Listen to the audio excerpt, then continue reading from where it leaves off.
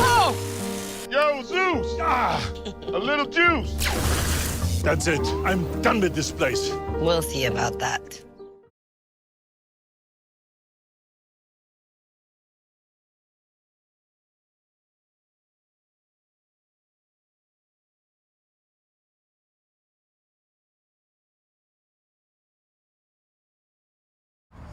Salakia. All right, but like I was saying, okay, you had Alexander the Great, okay, or Alexander the Third of Macedon. He conquered the Persian Empire during the reign of Darius the Third. Okay, so I'm gonna go to the book of First Maccabees. Okay, First Maccabees chapter 1 verse 1, and it says, and it happened after that Alexander, son of Philip the Macedonian, and I'm gonna come back to this. All right, that the Macedonian. Okay, it says, and it happened after Alexander, the son of Philip the Macedonian, who came out of the land of Eatom, had smitten Darius, king of the Persians and Medes, that he reigned in his stead the first over Greece. So the Greeks conquered the Persians. All right, and the Persians was a part of what? That second beast. Okay, the Medo-Persian Empire. All right, which was conquered by the Greeks, which was the third beast, the beast like unto a leopard. And it says, it made many wars and won many strongholds, and slew the kings of the earth, and went through to the ends of the earth, and took spoils of many nations, insomuch that the earth was quiet before him, whereupon he was exalted, and his heart was lifted up. Drop down to verse 7. It says, so Alexander reigned 12 years and then died, and his servants bare rule every one in his place. Okay, when Alexander died, what you had happen is you had the partition of Babylon, which, if I'm not mistaken, was in 323 BC. Basically, Alexander's kingdom was parted. It was divided, divided among men. You see, and these men would go into war with each other, and it was known as the Wars of the Diadochi. Basically, these men was going to war with each other, and it would trickle down to the main four that the scriptures speak about, which is Ptolemy, Lysimachus, Cassander, and Seleucid. Okay, and we know the Ptolemaic kingdom and the Seleucid kingdom will go into war too, known as the Syrian Wars, and you can read about that in Daniel the 11th chapter. But let's keep reading. It says, his servants bare rule everyone in his place, and after his death they all put crowns upon themselves. So did their sons after them many years, and evils multiplied in the earth. So why did the scriptures make the point that evils multiplied in the earth? You see, so you have the Greeks come into power, right? They conquered the Achaemenid Persian Empire. Alexander dies, and his servants bear rule in his place. And the scriptures say what? Evils multiplied in the earth. Evils were increasing in the earth because who were the people that were ruling? Esau, Eatom, the wicked, according to the scriptures. And that's who these people were. Edomites, the sons of Esau. All right. And Antiochus, all right, Epiphanes, guess what? Is an Edomite. Okay, of the line coming out of the Seleucid line. Okay, now going back to this verse 1, it says, and it happened after Alexander, son of Philip the Macedonian. Alexander the Great, okay, Alexander the Third of Macedon was a Macedonian. Now who else in the scriptures was known as a Macedonian? I'm gonna go get it in the book of Esther.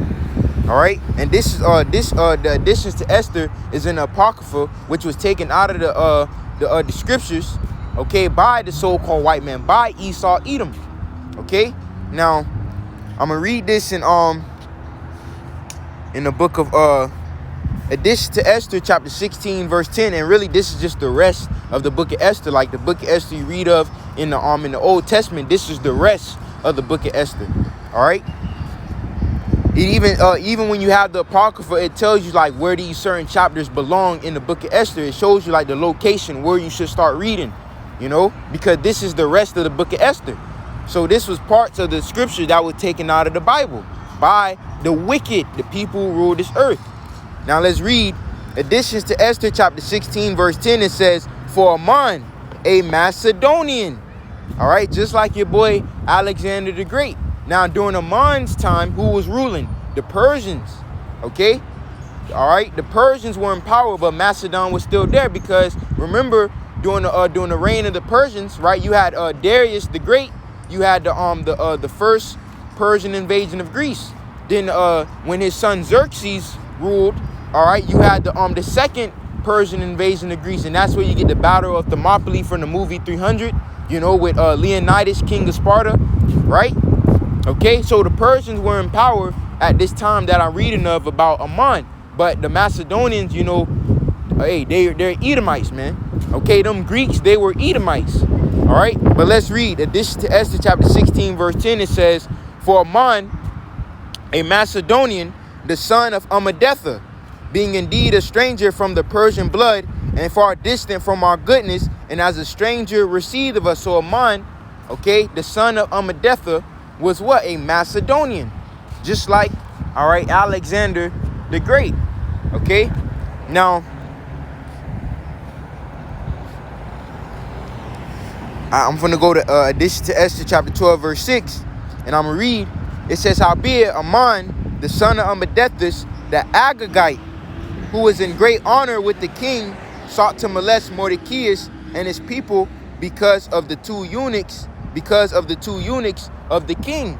Now, and that's really the point. Amman, the son of Amadatha, which was a Macedonian, which was an Agagite. Okay, now, like I said, the Greeks, all right, these Macedonians were Edomites. Okay, and Agag, when you go into the history, who is Agag? All right, 1 Samuel chapter 15. All right, and I'm gonna just get straight to the point. All right, verse 7. It says, and Saul smote the Amalekites from Havilah until thou comest to Shur, that is over against Egypt.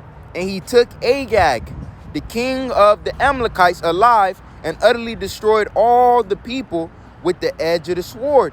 You see, so, all right, Amman was a descendant of Agag, and Agag is a descendant of Amalek. And who is Amalek a descendant of? Head to the book of Genesis, the 36th chapter, and let's drop down to verse 10. It says, these are the names of Esau's son: Eliphaz, the son of Adah, the wife of Esau; Reuel, the son of Beshemath, the wife of Esau. And the sons of Eliphaz were Teman, Omar, Zepho, and Gatam, and Kenaz. And Timnah was the concubine to Eliphaz, Esau's son, and she bare to Eliphaz Amalek. Amalek is a descendant of Esau, Edom. All right, Amman, the Macedonian, is an Edomite. All right, even Alexander the Great, Edomites, man. Ptolemy, Seleucus, Lysimachus, Cassander, Edomites. Okay, they were sons.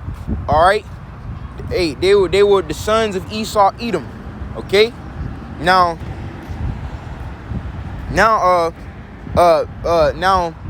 correlating, you know, the Greeks with going back to the ad. You know, you had the Greek god Zeus, all right, which is equivalent to the Roman god Jupiter, and you had the Greek goddess Hera. Okay, basically, you know, like I was watching the Elder Menatezakba video from I forgot, I think it was North Carolina. It's one of the, or South, I can't remember, but basically he was going into how, I guess, Esau, you know, giving homage, you know, to those Greek gods, I guess. All right, now basically the Greeks and these people that rule today, they're the same nation of people. They're Edomites. Okay, they're the same nation of people. Now, I have this, I had searched this up. Well, I just typed it in, and I got a Greek temple. All right, and just look at the architecture. Okay, Greek temple, right? The architecture, right? You have and then you have here, right here, American Supreme Court, which looks very similar, right, to a Greek temple. All right, and they cut to the chase. These are the same exact people. All right, now if you want to go further, Mount Seir, Eatom, Petra. Okay, you want to go further, it leads back to who? Esau, Edom. Okay, these are the same people, the Edomites. All right, you got this right here. Okay, just showing you who these people are. Okay, these so-called, you know, white people that rule the earth, they're the sons of Esau, Edom. Okay, they're Edomites, man. The Romans, the Greeks, these people that rule right now, they're Edomites. Okay, now I want to head back to Daniel 7. Right, I want to head back to Daniel 7. Okay, And let's keep reading on, because now it's going to transition from the Greek Empire to the Roman Empire, which was ruled by Edomites. All right, Julius Caesar, Augustus Caesar, Tiberius Caesar, those were Edomites. And if I'm not mistaken, Julius Caesar, he was ruling or reigning during the Roman Republic. And he was the, I guess, like the bridge between the Roman Republic to the Roman Empire, if I'm not mistaken. But the point is that he's an Edomite, okay? Now, I want to go to verse 7 now. And it says, after this I saw in the night visions, and behold, a fourth beast, dreadful and terrible and strong exceedingly. And it had great iron teeth. It devoured their breaking pieces and stamped the residue with the feet of it. And it was diverse from all the beasts that were before it. And it had 10 horns. This fourth beast represents the Roman Empire. Now you may say, if this fourth beast represents the Roman Empire, and the Roman Empire already fell, all right, why isn't, that fifth kingdom, all right, which is the kingdom of heaven, the kingdom of Jacob, the kingdom of our Lord YAHAWASHI, established in the earth if the Roman Empire fell? Well, you see, when the Roman Empire fell, that wasn't the end-all be-all for Rome. Rome would come back in the form of America, NATO, and the EU, and this is what we're living in today. This is the revived Roman Empire. That's why we see all these things that goes back to Greco-Roman, style, and the Greco-Roman way, because they're the same people. Okay, all right. Going to the names of the planets, the names of the months, even certain characters like in the cartoons, like I forgot, Marvin the Martian, if I'm not mistaken. Look how he's the way he's dressed. Okay, but let's get some more. Let's get some more. It's like for the music. All right, but what I want to do, I want to go to Revelation, the 12th chapter now, because now I'm going into Rome being revived. All right, might as well get into it. Revelation chapter 12, verse 1, it says, and there appeared and there appeared a great wonder in heaven, a woman clothed with the sun and the moon on her feet, and upon her head a crown of 12 stars. The woman representing the nation of Israel. Pursuant to Jeremiah, the 6th chapter, verse 2, the scriptures say, I have likened the daughter of Zion to a comely and delicate woman. And that's what this woman represents, the nation of Israel, the daughter of Zion. Okay, it says, and upon her head a crown of 12 stars. 12 meaning represent what? The 12 tribes of the nation of Israel. Okay, verse 2, and she being with child cried, travailing in birth and pain to be delivered. That child is the Messiah, YAHAWASHI. Okay, and there appeared another wonder in heaven. And here's the point. And there appeared another wonder in heaven. And behold, a great red dragon, having 7 heads and 10 horns and 7 crowns upon his head. And this represents the Roman Empire, man. When you read about this dragon, the old serpent, which is the devil and Satan, it's not talking about, all right, the spiritual demon Satan. It's not talking about a red man with 2 horns and a pitchfork. What it represents is Esau, Eatom, the so-called white man, all right, and the Roman Empire, all right, and I'm gonna prove it. Let's keep reading. It says, and there appeared another wonder in heaven, and behold, a great red dragon, having 7 heads and 10 horns, and 7 crowns upon his head. Once again, this represents the Roman Empire. Now let me drop down to where is it? Oh, verse 9. It says, and the great dragon was cast out, that old serpent called the devil and Satan. Now, Esau, Edom, the so-called white man, these Edomites, they are the devil. They are, the physical counterpart of Satan. Even when you read the book of 2 Thessalonians chapter 2, the scriptures speak about what the man of sin. Esau, Edom is the man of sin. They're the wicked. Okay, and it speaks about even him whose coming is after the working of Satan. Who is that? That's talking about the Edomites. They're the physical counterpart of Satan. All right, and just to get even to get more edification, when you go into the blue letter,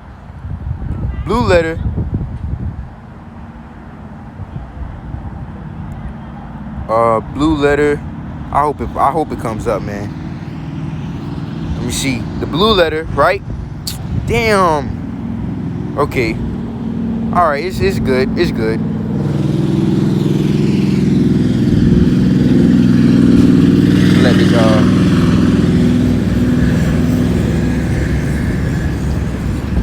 But Khan, like I was saying, even when you go into the blue letter and you go into that word Satan, one of the definitions is what? A Satan-like man. And who is that man? The Edomites, man. He's him who's coming is after the working of Satan. Esau, Edom, the man of sin, the son of perdition. All right, even when you take that, when you just look and just see what these devils have done, the atrocities, you know, the outrageous things they have done and they committed against humanity, you know, the chemtrails in the air, the fluoride in the water, the who the hell would think about genetically modifying food, you know, and feeding it to people? The so-called white man. All right, the rap music which pushes adultery, you know, and adultery, harlotry, and murder. Okay, once again, all the so-called white, he's behind all these things. This is the man of sin. All right, even the pea parades. Now, when you speak against the LG ... you know, you're the one that's seen as the enemy. You're seen as evil. All right, that's why the scriptures speak about warn to them that call it evil good and good evil, that put darkness for light and light for darkness, that put bitter for sweet and sweet for bitter. But who did that? Who did that? The so-called white man, the man of sin. All right, and this is what this old dragon, which is called the devil and Satan, represents. Esau, Edom, the so-called white man, / the Roman Empire. Now what I want to do, I want to go to the book of Revelation, the 20th chapter. Okay, is it I want to go to Revelation, the 20th chapter. Okay, because there's a time period where this dragon, all right, this dragon was bound. It's a time period where Esau was brought low. He was taken out of power. He was brought low. Okay, and that's what I'm gonna go into, and that's when the Roman Empire fell. Okay, so this Revelation chapter 20 verse 1, and it says, and I saw an angel come down from heaven. The angel is the Messiah, YAHAWASHI, having the key of the bottomless pit and a great chain in his hand. And he laid hold on the dragon, that old serpent, which is the devil and Satan, and bound him 1,000 years, which once again represents Esau, Edom, you know, and particularly during his rulership as the Roman Empire. Okay, and Esau was bound for 1,000 years, because when you go into it, when the Roman Empire fell, basically that was the beginning of the Middle Ages. Okay, and the Middle Ages is when the Israelites were ruling in Europe. Okay, this is when Jake was ruling in Europe. All right, the Byzantine Empire. All right, the Holy Roman Empire. Okay, you had Jake ruling in Europe. But see, at the end of the Middle Ages, okay, you had the Renaissance period, and Renaissance basically goes into the words that come up are rebirth, revival, resurgence. You know, and that was Esau, Edom returning back into power. Now, I don't want to really go into, you know, getting articles or anything. Well, actually, let me see, can I just find some quick stuff? Can I find some quick stuff? When did Middle Ages start? Let's see what comes up.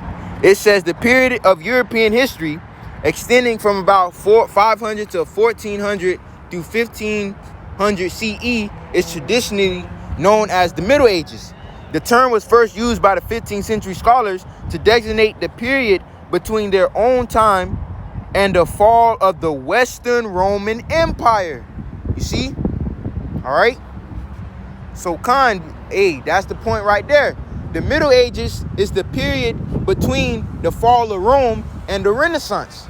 Okay? I'm going to say it again. The Middle Ages is the period between the fall of Rome and the Renaissance. And Jake was the one that was ruling during the Middle Ages. Okay? Now, let me see what else pops up.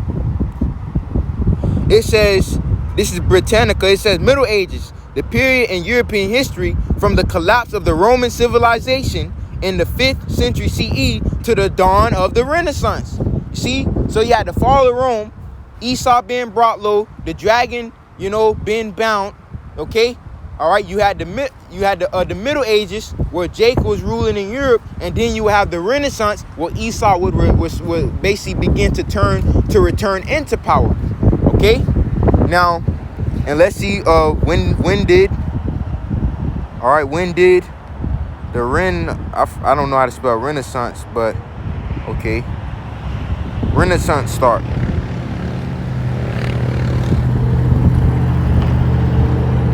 It says, this is history.com. It says the Renaissance was a fervent period of European cultural, artistic, political, and economic rebirth following the Middle Ages. You see? So you had the fall of Rome. Esau was brought low, okay, for roughly 1,000 years. All right, and during that 1,000 years, he was brought low. Who was ruling? The Israelites. Okay.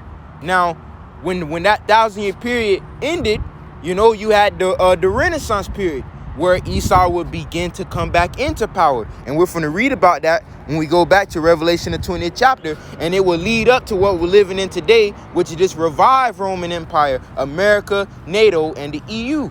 Okay.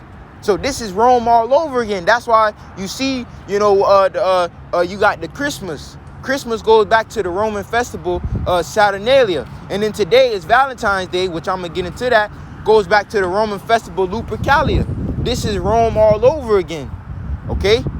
But let's keep reading on. It says, and lay hold on the dragon and that old serpent, which is the devil and Satan, and bound him 1,000 years, and cast him into the bottomless pit, and shut him up, and set a seal upon him, that he should deceive the nations no more, till the 1,000 years should be fulfilled, and after that he must be loosed a little season. So after that 1,000-year period, Esau was loose. You know, Esau was loose. The man of sin was loose. Okay, and now I'm gonna drop down to verse 7, because verse 4 is talking about a different 1,000-year period. Okay, but verse 7 is the continuance of verse 3, and it says, and when the 1,000 years are expired, Satan shall be loosed out of his prison. So Esau, Eatom, the so-called white man, all right, after he was put down for that 1,000-year period, all right, he was brought low, he will begin to come back into power. Okay, even when you read the book of Revelation, the 13th chapter, it speaks about what? The deadly wound. It speaks about the head that had the deadly wound, and the deadly wound was healed. That head is talking about the Roman Empire. The deadly wound, the fall of Rome, the wound being healed, okay? The Renaissance period, leading up to what we're living into now, this revived Roman Empire, man. Okay? So this is Rome all over again. And these are the same people that's ruling. And then when the Messiah returns to the earth, he's going to take down this Roman Empire. He's going to take down Esau, the so-called white man. And then that fifth kingdom will be established, man. Okay? So it all makes sense. Now that I got that, even when you look at the Roman temple, once again, the architecture is very similar. Okay, the Greek temple, the Roman temple, the Supreme Court, you know, these certain buildings in America. Okay, these are the same people. All right. So now I have this going into the planets. Okay, the planet Mercury. All right, once again, Roman gods, man, Roman deities. Okay, Mercury, the god of travel. Venus, and you just see it. I'm not even gonna read it all. Okay, and Jupiter is the equivalent to Zeus. All right, going back to the commercial. All right, and just yeah, man, Neptune. If I'm not mistaken, the Greek equivalent to Neptune is Poseidon. Okay, and Pluto, the Roman god of the underworld, which is equivalent, if I'm not mistaken, to Hades. Okay, but just showing you, these are the same people that's ruling. All right, this is the Roman Empire all over again. Okay, so now this I also have right here. I also have this right here, because when you go to the boy symbol, you know, you may see this symbol maybe at like I don't know, like in a restaurant or on the top of the restaurant bathroom door.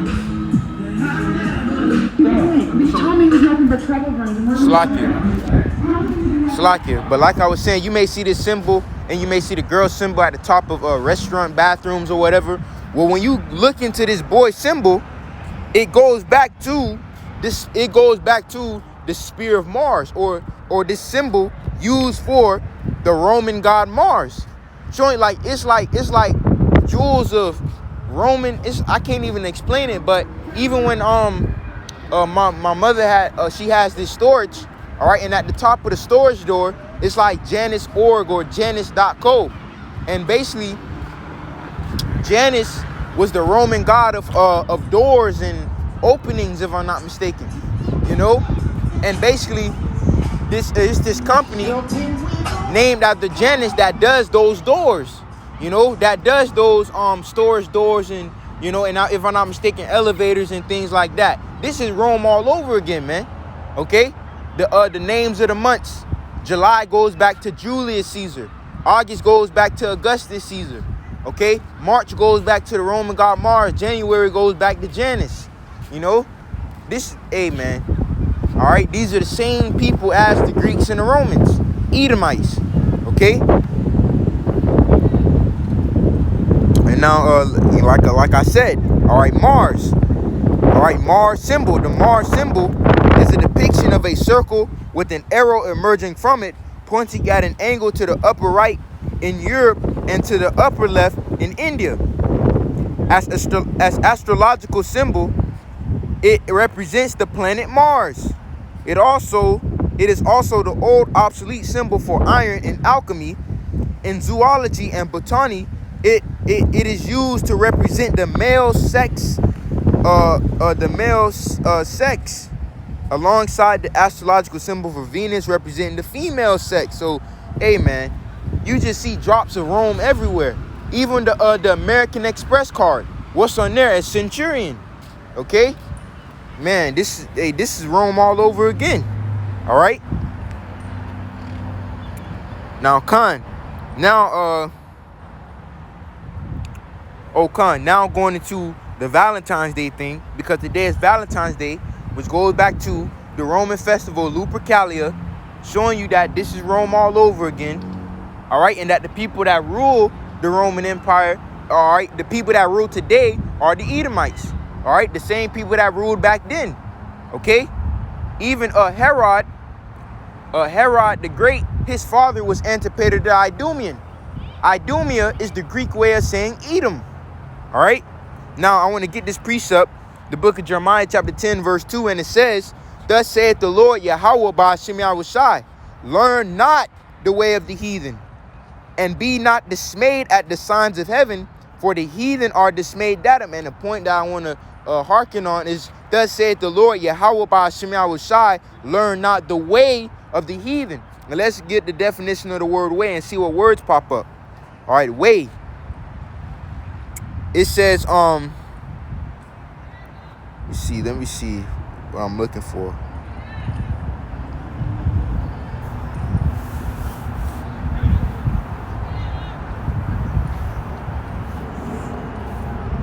Okay, this is a good one. It says way of life, culture, civilization, society, lifestyle, customs, traditions, heritage, habits, ways, mores, values, you know. Damn, and it's a precept that comes to mind, the scriptures that say, "Thou shalt discontinue from the heritage that the Lord gave thee," because our people, basically, our identity was taken from us, you know, and now they're following the customs and the mannerisms, the ways of the heathen. All right. Okay. But the scriptures speak about learn not the way of the heathen. All right. We have our own holy days, because also not only is today, you know, on Esau, Valentine's Day, but it's one of our holy days too. It's Purim. All right. Which, if I'm not mistaken, in the Hebrew is Pawarium. Okay. But Khan, Purim. All right, when you read the book of Esther, and it's crazy because I was just going into the book of Esther. But Khan, all right, Khan. So, Khan, all right, now, practice, habit, custom, mannerism, okay? So we're not supposed to be learning the customs, the traditions, the mannerism, the ways of the heathen, okay? Now, I have another precept. And when you keep reading, it also goes into you know, what you call Christmas, all right, which Christmas goes back to the Roman festival Saturnalia, and it also goes back to Babylon. Okay, so now going to this 1 Peter chapter 4 verse 3, and it says, "For the time past," it says, "For the time past of our life may suffice us to have wrought the will of the Gentiles, when we walked in lasciviousness, lust, excess of wine, reveling, banqueting, and it says abominable idolatries. And that was us as the old man, you know.